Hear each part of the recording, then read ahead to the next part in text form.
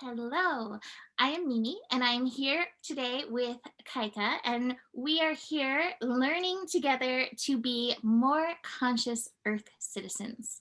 So, today we're going to be speaking about the Ho'oponopono. If you've been watching my daily horoscope videos for a while, you will have heard me speak about the Ho'oponopono in the past, or what I believed was the Ho'oponopono. So I was taught what we have known as the Ho'oponopono by multiple teachers in the past, multiple spiritual teachers, and it has been kind of a foundational practice for me. And one day when I mentioned it in my video, Kaika left me a comment educating me to the true origins of the Ho'oponopono, which I think is really important to share. So we are going to learn all about that today. So Kaika, I'm going to hand it over to you.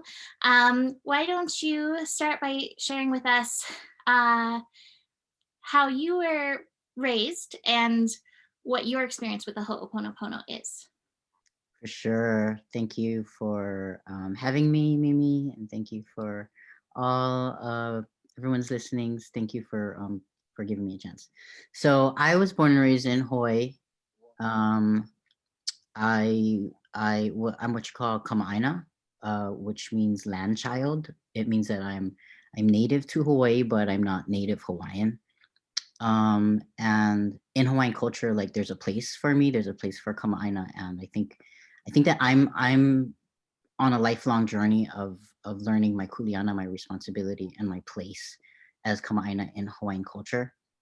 And I just want to so being raised in Hawaii, being raised with aloha is probably one of the greatest blessings of my life. Saved me really. And if there's any land that I love with all my heart and my soul, it's Hawaii. And when I think about the Hawaiian people, I think about the people that I grew up with, friends and family, Hanai Ohana.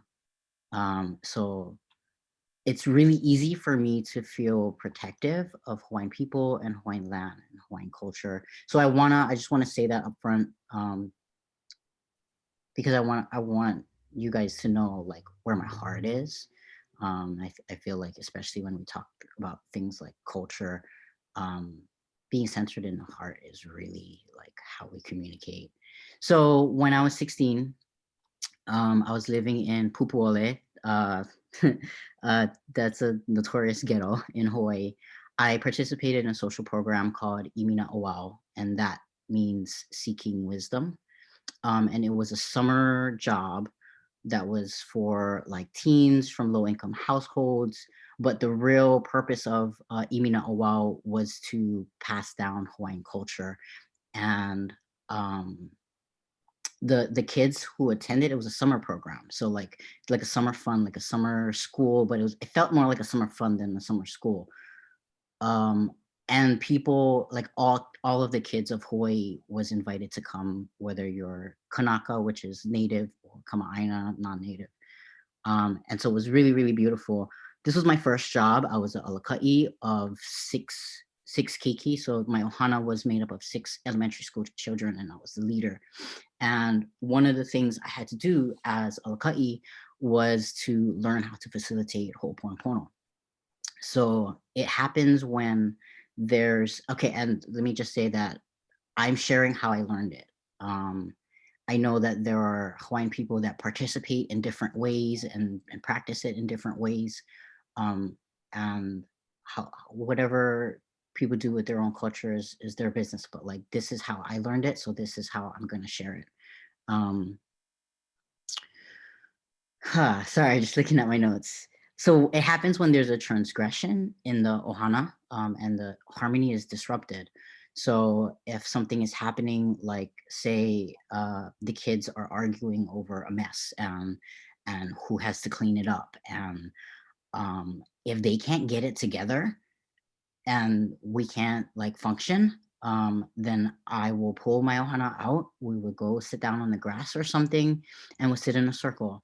So everyone knows this is a solemn ritual. No one's speaking out of turn. and I I turn to the person to my right and I ask the question, "Are you pono?" And I'm asking, "Are you right within yourself?" And if the answer is no, it's like, "Why not?" And that person speaks as long as they need to. Um, and then after they're done speaking, it's not like a dialogue. The next person answers the same question, "Are you pono?" And we go around the circle and we'll go around the circle over and over if we have to.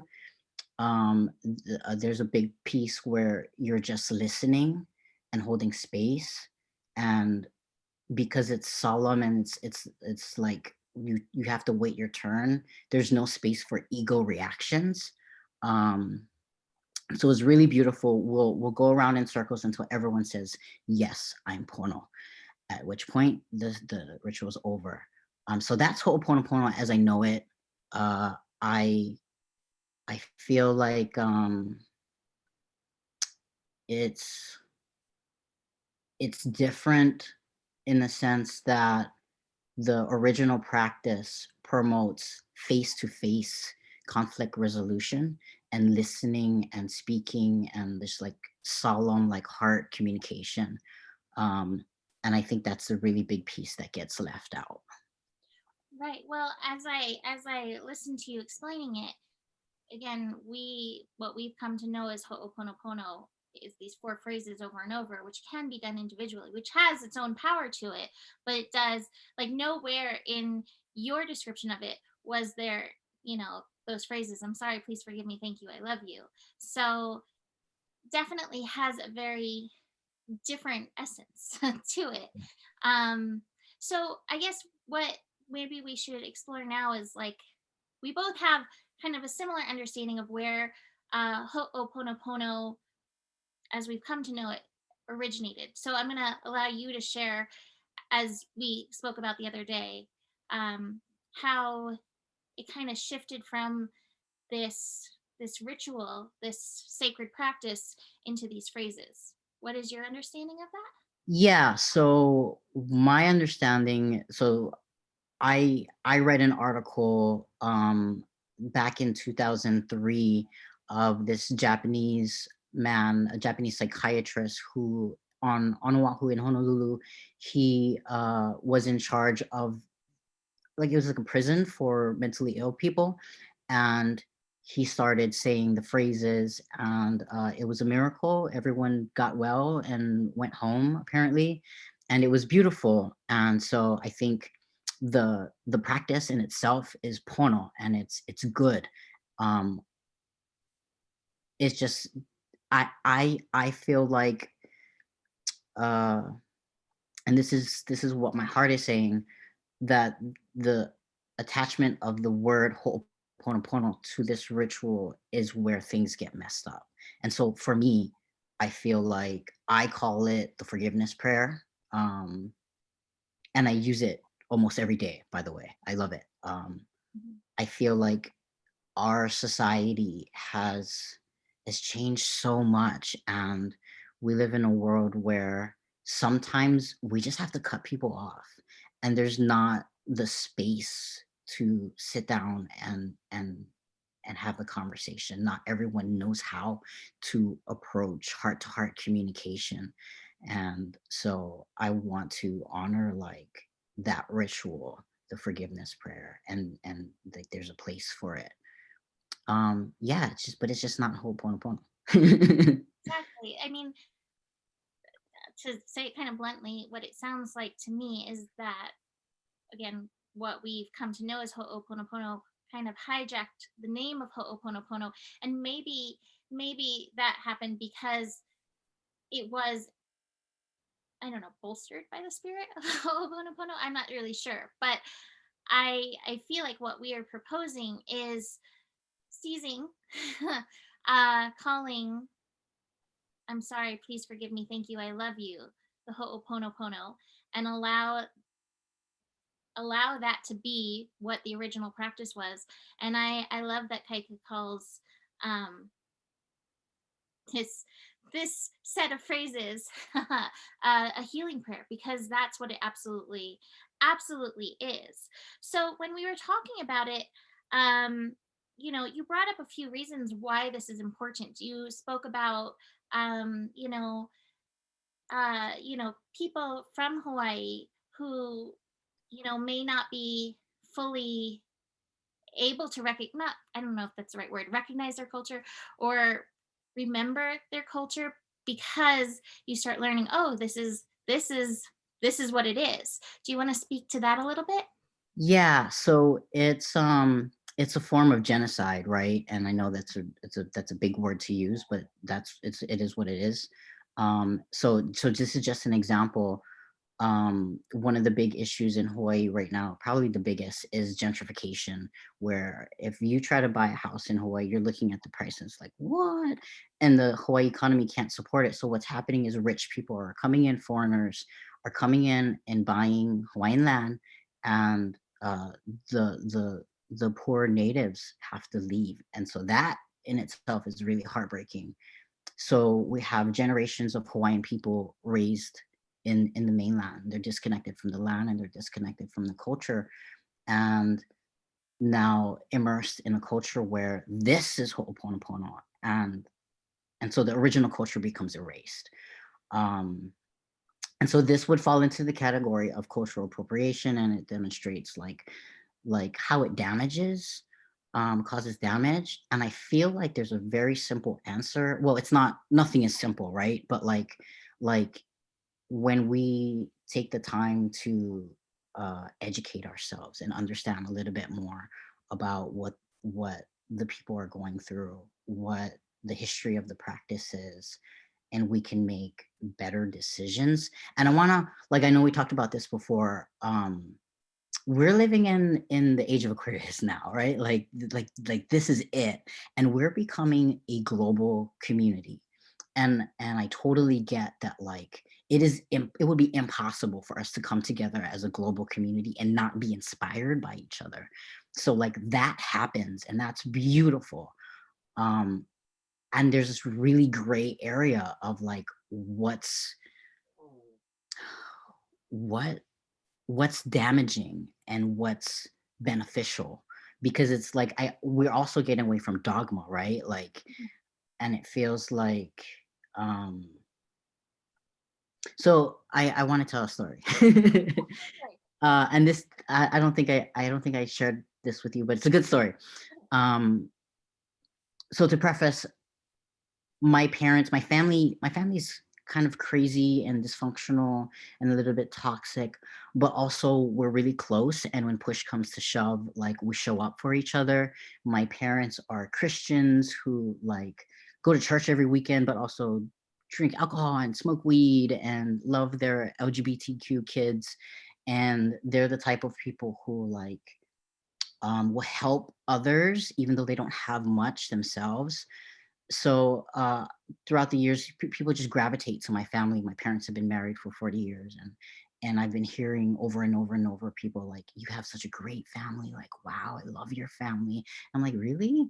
But like, so so just to preface, like, my the kind of people my parents are, I came home. I was on a road trip with a friend, and we stopped in Vegas and we stayed with my parents for a few days. And this person is like a brother to me. So if he's listening, if he happens to be listening, I want him to know that, like, I tell this story with like laughter in my heart. Like, it's funny looking back. But at the time, so he stayed with us and we stayed for a few days. And as we were getting ready to pack up and go again, my mom like pulled me over to the side and said, "Hey, I need to talk to you." And she said, "Your friend is very rude." And I'm like, "Oh my God." I, I was shocked because I, like, in the past, I've brought home like thieves and drug addicts and like people who are emotionally abusing me and like pathological liars. And my mom's like, "Come as you are, you're welcome here." And I'm just like, wow, okay. And this guy that I brought home was like this super spiritual dude who had crystals in his pocket and sacred geometry like clothing. And so like to hear my mom say that kind of shocked me. And I'm like, "What's wrong? Like, what happened? Like, oh my God, like, what did he do?" And she was just explaining that, like, he would walk around the house in go into the fridge and just take whatever he wanted, and he wouldn't even ask. And like there were moments where he like approached the TV and just started changing channels, and like even though my mom is there, and like it, it was like she's just sitting there like, who is this guy in my house acting like he pays the bills, and why doesn't he respect me? Like why doesn't he ask? Like why doesn't he act like a guest? And I'm like, oh my god, I'm sorry. I'm gonna talk to him. Shit. But the funny thing is that like if he had taken the time to sit down with my mom and just have a conversation with her, heart to heart, connect and get her talking, she would have invited him to the table and prepared a meal for him and like celebrated him, and been like, oh my god, I love this guy. Uh, but that didn't happen. And so I feel like, so the moral of the story is like that's what cultural appropriation can feel like. And it's hard to tell who's going to feel what. Some people are going to be like, oh yeah, I'm going to share my culture, and yeah, this is great, go ahead and take it. And other people are like, wait, how can I share my culture if you're stealing it? And so like there's this really really gray area, and it's like that open-hearted space, like when we approach people and culture with an open heart, like our heart is our guide, right? Like the moral compass. And we can ask ourselves like, what am I in someone else's house? And like, can my heart lead me to the table where I connect, and like I'm in the right. And I also like want to say that like I really don't feel like there's any hard this is right and this is wrong. It's like in the moment we count on our hearts, right? Right.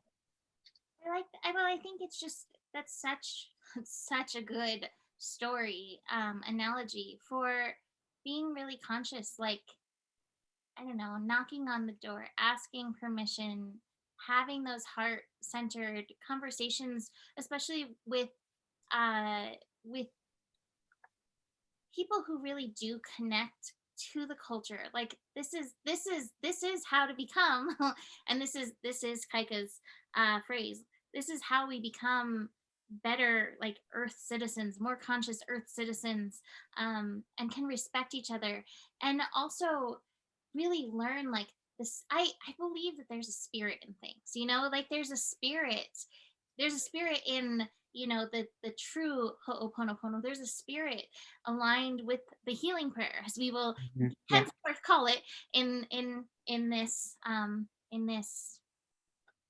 more situation.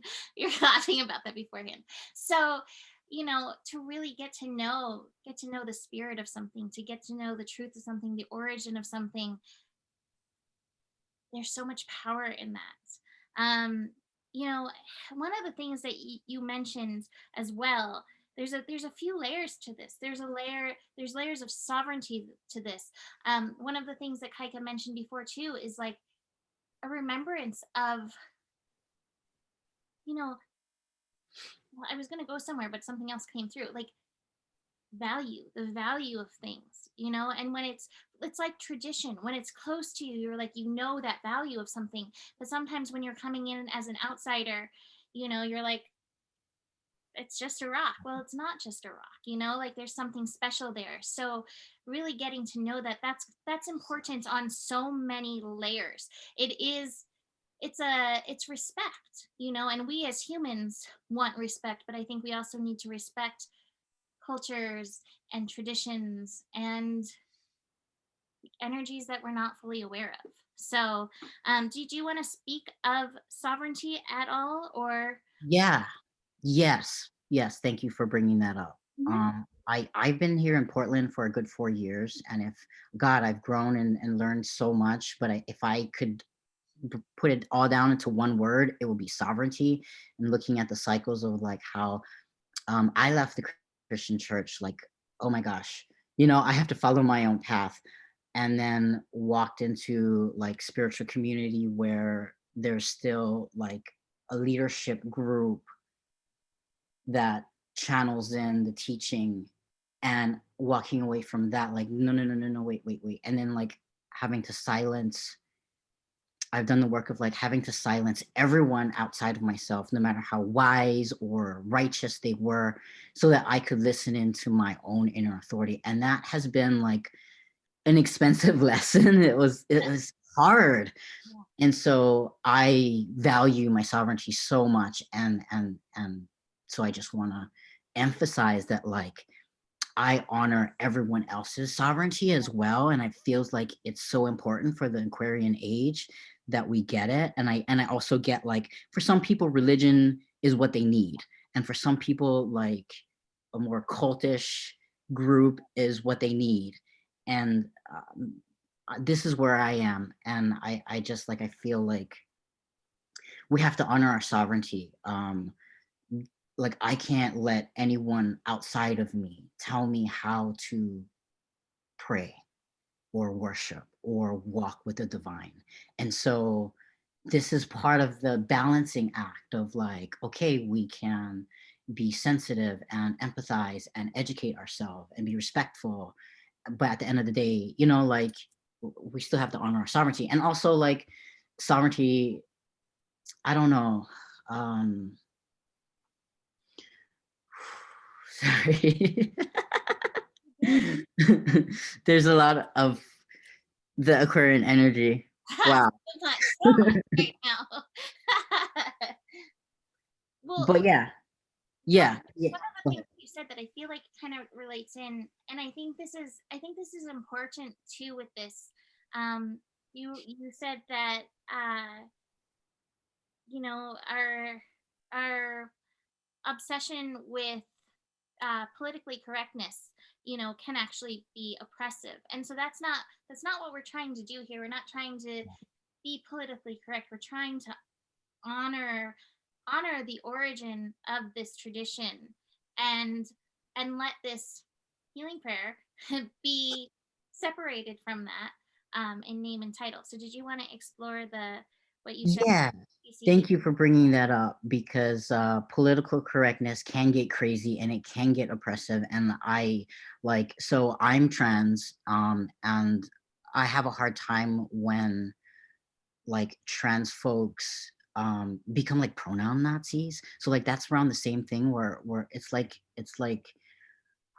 we want respect, but we're demanding to the extent that it's oppressing other people, and that's not so like if where can political correctness be in a balanced place, and what is its higher purpose? And I see in the Aquarian age um a multicultural community, multi-nation national community where we decide a language that is going to work for everyone. So for some people, this word means something completely different. So like an example, um, uh, the Abrahamic religions love the word God. And I use the word God because I was raised in church, and I know that a lot of people use the word God. But for some people, the word God is associated with like a genocide and torture and like being burned alive at the stake. Like, oh, and so being able to come to the table and share like, well, this word means this for us. Okay, how can we find a word that is neutral? And maybe that might even be coining new words, but it's not, you can't say this because it's wrong. Because we have to honor each other's growth. Right. And like, I know for me, when I started opening my throat, I'm like, okay, I'm just gonna open my throat and allow it, right? And all this fucking stupid shit comes out, especially as a Sagittarius. You know what I'm talking about. It's a process, and we have to hold space for it. Mhm. And like, when we're telling people what's not okay to say, then we're not allowing that process, and it's just kind of like arrested development. Agreed. Well, I remember I was also raised Catholic, and then kind of went Christian, and then went down a rabbit hole into everything else, all kinds of levels of spirituality. And I remember, the word God was very triggering to me because, it really resonated with the Catholic God in the sky, you are bad, and if you do one bad thing, you're going to hell kind of energy. So I definitely had that trigger for a long time. And now it's like, God, universe, source, all that is like, and it's that energy, and I'm okay with that. But I emphasize this a lot in the scopes. We are all on different levels of our evolution and where we are in the learning process, and being gentle with each other as we educate each other, because it Yeah. really is an education of each other that's happening. Being gentle, I think, is really, even if you're firm. And that's one of the things I praise Kaika about, which he informed me that that that just as I'm, what is the right wording? So many Aquarian energies, like you said, just as I'm praising him for being gentle and being able to share, that was a lot of work. And just like we may not be far enough along to recognize something, some people are also going to come across kind of harsh or angry as they're going through their process. And so we're all learning this together. I always like what Ram Dass says, we're all walking each other home. So let's see, we talked about a few other things in regards to this. One second. Can I say something real quick before we move on? I just want to point out that like yeah, I did a lot of work to come to a place where I can be gentle, because I know that I haven't in the past. And I'm sorry, forgive me. Thank you. I love you. But like I feel that I'm very privileged. I can say these things be in a gentle way, because I have the time and the space and the energy and the knowledge and the tools. But there are a lot of people out there that don't have those things, and so like not being able or not knowing how to transmute or heal those energies. And so like holding space for the rage wherever we can, as much as we can, even when it's coming from inside us, is really like the setting up of other people holding space for us when we're in our dark space. Yeah. So I just wanted to like say that. Go ahead. Thank you. My hope is that this will be something ongoing, because we discovered when we were talking about this the other week that there were so many energies that and so many places we wanted to go with this. But for anybody who is wanting to, I don't know, expand their knowledge, I know you had a book or a workbook, I forget what it's called, that you were talking about. Did you want to share that? Yes. So for anyone who feels called to this work, this is Me and White Supremacy by Layla Saad. You guys may remember an article that was called I Want to Speak to Spiritual White Women About White Supremacy. That was a really good article. It turned into like an Instagram challenge, and then it turned to a PDF download, and now it's a book. So this book is written by a Black woman for people with white privilege. So that's white folks and people who pass as white. And it's not like there's no moral arguments in here. It's just a matter of fact. This is how it is. So this is for like anyone who's ready to unravel the corrupt power structures that are like the towers that are crumbling, um, so that we can build our our earth community on like solid foundations. I think of Jesus when he says, build your house on the rock, not the sand. And so like white supremacy is the sand and it's crumbling. And like this is really good. um this is a really good book. I was told that this is the best one out there, and it's a workbook. So like you get a journal and you journal, and so you're really looking at yourself. Yeah. And I think that's where all major growth and the changes in the world comes from, when we look at ourselves and acknowledge where we are taking part in, I call it the patriarchal, the patriarchal and colonizing ways Mhm. that we've grown up in, been taught, raised on. This is an opportunity for shift. And like you said, to, I don't know, hopefully build greater harmony in our, I don't know, world community. So, did you want to say anything else today about any of this? Anything Um, bring up that we you feel is important?